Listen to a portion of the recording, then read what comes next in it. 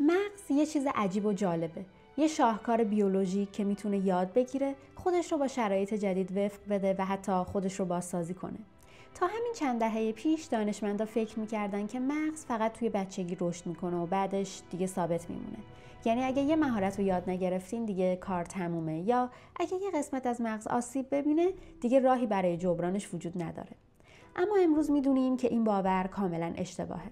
مغز شما تا آخرین روز زندگی میتونه یاد بگیره، مسیرهای جدید بسازه و خودش رو تغییر بده. این قابلیت شگفت‌انگیز نوروپلاستیسیتی نام داره.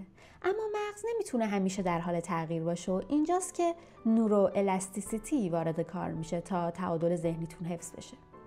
آیا واقعاً مغز میتونه تغییر کنه؟ تصور کنید یه رودخونه بزرگ جلوی شماست. هیچ پلی وجود نداره. میخواین برین اون طرف رودخونه ولی باید یه مسیر بسازین. اولین بار کلی سختی داره. باید سنگ پیدا کنید، روی آب بپرید، دنبال یه جای کم عمق بگردید. دفعه بعدی مسیرتون مشخص تره، چون حالا میدونید که کدوم نقطه ها عمقش کمتره و چطور راحت تر از رودخونه رد شید. بعد از چند بار مغزتون راه رو حفظ میکنه و دیگه نیازی نیست فکر کنید و به صورت خودکار از رودخونه رد میشید. اما اگه ماها از اون مسیر استفاده نکنین چی میشه؟ کم کم یادتون میره که دقیقاً کدوم راه درست بوده و این دقیقاً همون چیزیه که تو مغز شما اتفاق میفته. هر فکری که میکنید، هر مهارتی که یاد میگیرید و هر عادتی که دارید مسیرهای جدیدی توی مغزتون میسازه.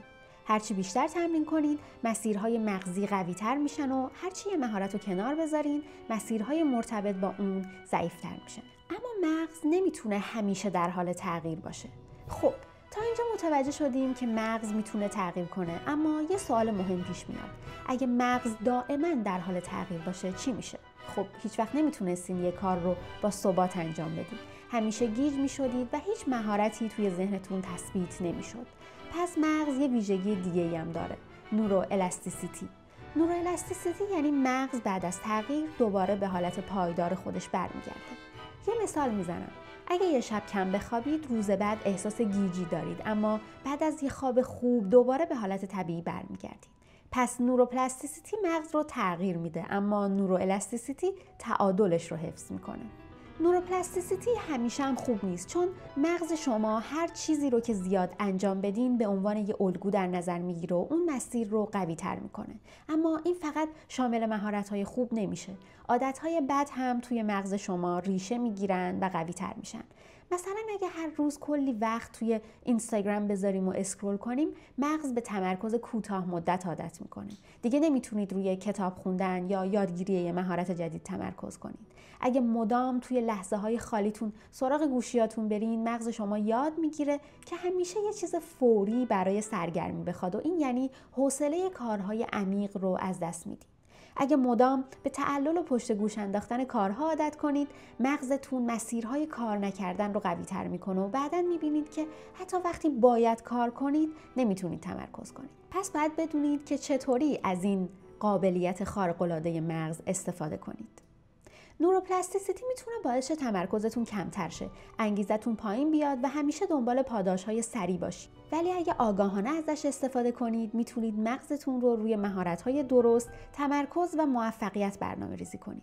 حالا چطور مغزتون رو هوشمندانه‌تر برنامه‌ریزی کنید؟ راز ساختن یک ذهن قوی و انعطاف پذیر. خب حالا که فهمیدید مغزتون میتونه تغییر کنه، چطوری میتونید این تغییرات رو به نفع خودتون مدیریت کنید؟ مغز یه ماشین فوق‌العاده انعطاف پذیره، ولی این شما هستین که تعیین میکنید اون رو به سمت رشد هدایت بدین یا به سمت ضعف و زوال. حالا وقتشه که یاد بگیریم چطور از نوروپلاستیسیتی به درستی استفاده کنیم و ذهنمون رو قوی تر کنیم.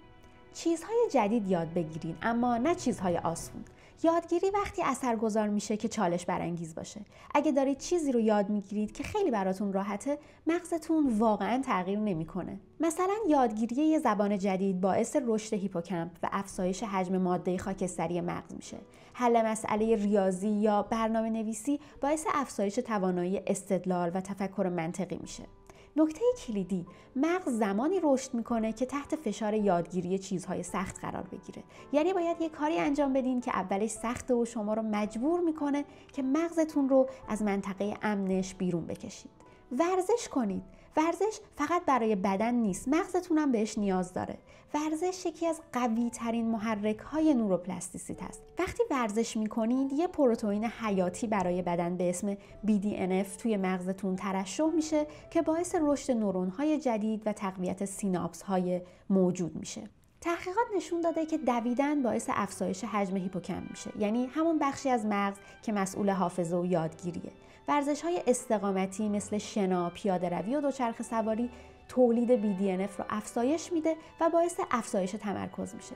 تمرینات قدرتی مثل وزنه برداری باعث افزایش سطح تستوسترون و کاهش استرس میشه که روی عملکرد شناختی اثر مثبتی داره. این یعنی حتی اگه چند دقیقه در روز ورزش کنید، بهبود عملکرد شناختیتون تضمین میشه. خواب کافی داشته باشین، چون بدون خواب یادگیری بیفایده است. اگه بعد از یادگیری یه مهارت جدید خوب نخوابید، مغز نمیتونه اون اطلاعات رو تثبیت کنه و در واقع وقتی خواب هستین، مغزتون همه اطلاعاتی رو که توی روز یاد گرفتید پردازش و دسته‌بندی میکنه. دانشمندا کشف کردن که توی خواب هیپوکامپ اطلاعات جدید رو به قشر مغز منتقل میکنه و اونها رو به حافظه بلند مدت تبدیل میکنه. در طول خواب عمیق یا همون مرحله رم، مغز سیناپس های جدید رو تقویت میکنه و مسیرهای غیر ضروری رو حذف میکنه. افرادی که کمتر از 6 ساعت در شبانه روز میخوابن، حافظه کاری و تمرکزشون 30% کاهش پیدا میکنه. اگه خواب کافی نداشته باشید، مغزتون هیچ تغییری نمیکنه، هر چقدر که چیز جدید یاد بگیرید. اگه مغز فرصت تثبیت اونها رو نداشته باشه، فایده‌ای نداره. پس حداقل 7 تا 8 ساعت خواب با کیفیت رو تو اولویت بذارید. تغذیه سالم رو فراموش نکنید، چون مغزتون هم نیاز به سوخت داره. مغز شما فقط با اطلاعات تغذیه نمیشه، بلکه نیاز به مواد مغذی هم داره. بعضی از مواد مغذی میتونن نوروپلاستیسیتی رو تقویت کنن، در حالی که بعضیا باعث کاهش عملکرد شناختی میشن. حالا چه چیزایی برای مغزتون مفیده؟ امگا 3، ماهی، گردو، تخم کتان باعث رشد نورون‌های جدید و تقویت حافظه میشه. آنتی اکسیدان ها مثل شکلات تلخ از مغز در برابر استرس اکسیداتیو محافظت میکنه. تخم مرغ، ویتامین دی و ویتامین B12 باعث تقویت سیستم عصبی و افزایش تمرکز میشه. و اما یک مسئله مهم، استرس رو کنترل کنید، چون دشمن اصلی یادگیریه. میدونستین که استرس طولانی مدت میتونه نورون‌های مغز رو از بین ببره؟ پس باید چیکار کنیم؟ مدیتیشن روزانه باعث کاهش کورتیزول و افزایش تمرکز میشه. تمرینات تنفسی مثل تنفس دیافراگمی باعث کاهش ضربان قلب و بهبود عملکرد شناختی میشه. کم کردن زمان استفاده از شبکه‌های اجتماعی باعث کم شدن اضطراب ذهنی میشه. پس مدیریت استرس یه مهارت خیلی مهمه که روی عملکرد مغزتون تأثیر مستقیم داره. مغز شما دست خودتونه. مغز شما میتونه تغییر کنه، ولی این تغییرات به نحوه استفاده شما ازش بستگی داره. اگه ازش درست استفاده کنید، یادگیری سریعتر، تمرکز بیشتر و حافظه قوی تری دارین. پس از امروز آگاهانه تصمیم بگیرین که مغزتون رو تو مسیر درست تغییر بدین.